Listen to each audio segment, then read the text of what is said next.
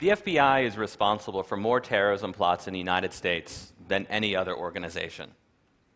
More than Al-Qaeda, more than Al-Shabaab, more than the Islamic State, more than all of them combined. This isn't likely how you think about the FBI. You probably think of FBI agents gunning down bad guys like John Dillinger or arresting corrupt politicians. After the 9/11 terrorist attacks, the FBI became less concerned with gangsters and crooked elected officials. The new target became terrorists, and the pursuit of terrorists has consumed the FBI. Every year, the Bureau spends $3.3 billion on domestic counterterrorism activities. Compare that to just $2.6 billion combined for organized crime, financial fraud, public corruption, and all other types of traditional criminal activity. I've spent years poring through the case files of terrorism prosecutions in the United States, and I've come to the conclusion that the FBI is much better at creating terrorists than it is at catching terrorists. In the 14 years since 9/11, you can count about 6 real terrorist attacks in the United States. These include the Boston Marathon bombings in 2013, as well as failed attacks, such as the time a man named Faisal Shahzad tried to deliver a car bomb to Times Square. In those same 14 years, the Bureau, however, has bragged about how it's foiled dozens of terrorism plots. In all, the FBI has arrested more than 175 people in aggressive undercover counterterrorism stings. These operations, which are usually led by an informant, provide the means and opportunity, and sometimes even the idea, for mentally ill and economically desperate people to become what we now term terrorists. After 9/11, the FBI was given an edict. Never again. Never another attack on American soil. FBI agents were told to find terrorists before they strike. To do this, agents recruited a network of more than 15,000 informants nationwide, all looking for anyone who might be dangerous. An informant can earn $100,000 or more for every terrorism case they bring to the FBI. That's right, the FBI is paying mostly criminals and con men 6 figures to spy on communities in the United States, but mostly Muslim American communities. These informants nab people like Abu Khalid Abdul Latif and Wali Mujahid. Both are mentally ill. Abdul Latif had a history of huffing gasoline and attempting suicide. Mujahid had schizoaffective disorder. He had trouble distinguishing between reality and fantasy. In 2012, the FBI arrested these 2 men for conspiring to attack a military recruiting station outside Seattle with weapons provided, of course, by the FBI. The FBI's informant was Robert Childs, a convicted rapist and child molester who was paid $90,000 for his work on the case. This isn't an outlier. In 2009, an FBI informant who had fled Pakistan on murder charges led 4 men in a plot to bomb synagogues in the Bronx. The lead defendant was James Cromedy, a broke Walmart employee with a history of mental problems, and the informant had offered him $250,000 if he participated in that plot. There are many more examples.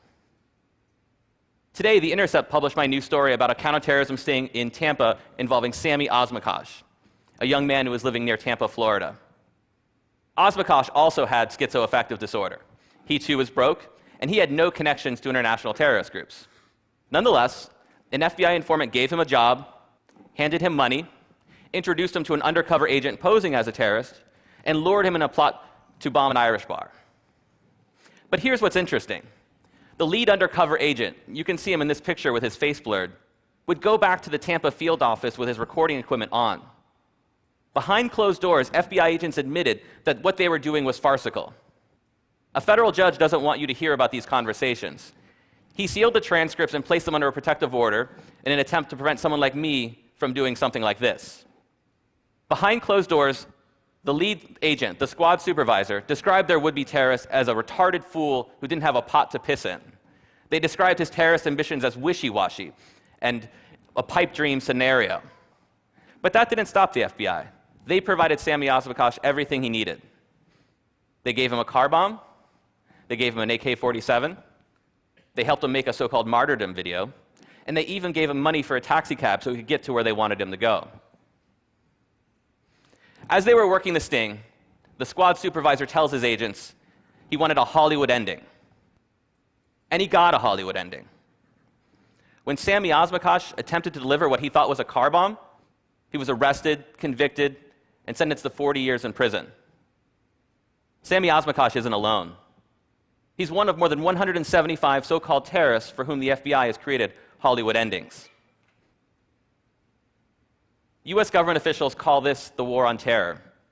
It's really just theater, a national security theater, with mentally ill men like Sami Osmakash, unwitting actors in a carefully choreographed production brought to you by the FBI.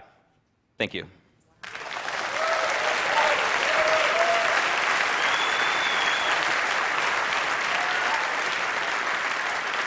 So those are some pretty strong accusations, pretty strong charges. How can you back this up? So my research began in 2010 when I received a grant from the investigative reporting program at UC Berkeley. And a research assistant and I put together a database of all terrorism prosecutions at the time during the first decade after 9/11. And we used the court file to find out whether the defendants had any connections to international terrorist groups, whether an informant was used, and whether the informant played the role of an agent provocateur by providing the means and opportunity. And we submitted that to the FBI, and we asked them to respond to our database. If they had errors, if they believed there were any errors, we asked them to tell us what they were, and we'd go back and check, and they never challenged any of our findings. Later, I used that data in a magazine article and later my book, and on appearances with places like CBS and NPR, they were offered that opportunity again to say, Trevor Aronson's findings are wrong, and they've never come forward and said these are the problems with those findings. So the data, is since been used by groups like Human Rights Watch on its recent report on these types of sting operations, and so far the FBI has never really responded that, to the charges that it's really not catching terrorists so much as it's catching mentally ill people that it can dress up as terrorists in these types of sting operations. So The Intercept is that new investigative journalism website that's co-founded by Glenn Greenwald. Tell us about your article and why there.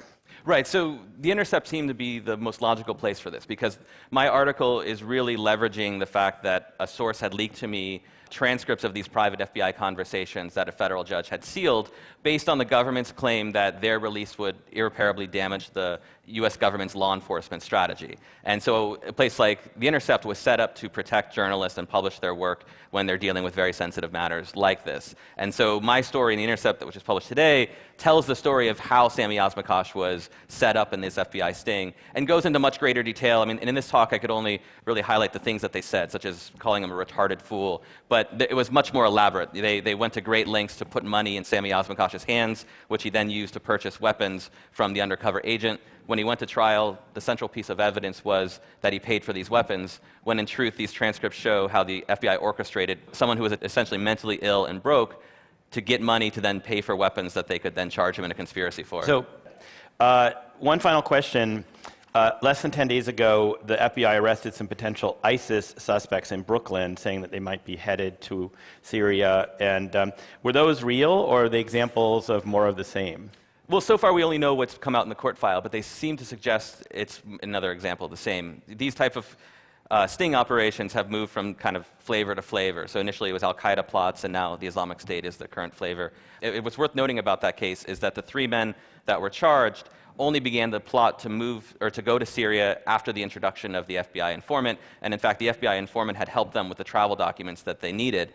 In kind of a comical turn in that particular case, one of the defendant's mother had found out that he was interested in going to Syria and had hid his passport. So it's unclear that even if he showed up at the airport that he ever could have gone anywhere. And so yes, there are people who might be interested in joining the Islamic State in the United States, and those are people that the United States government should be looking at to see if they're interested in violence here. In this particular case, given the evidence that's so far come out, it does suggest that the FBI made it possible for these guys to move along in a plan to go to Syria when they were never close to that in the first place. Thanks a lot. That's Great, amazing. Thank you so much. Thank you.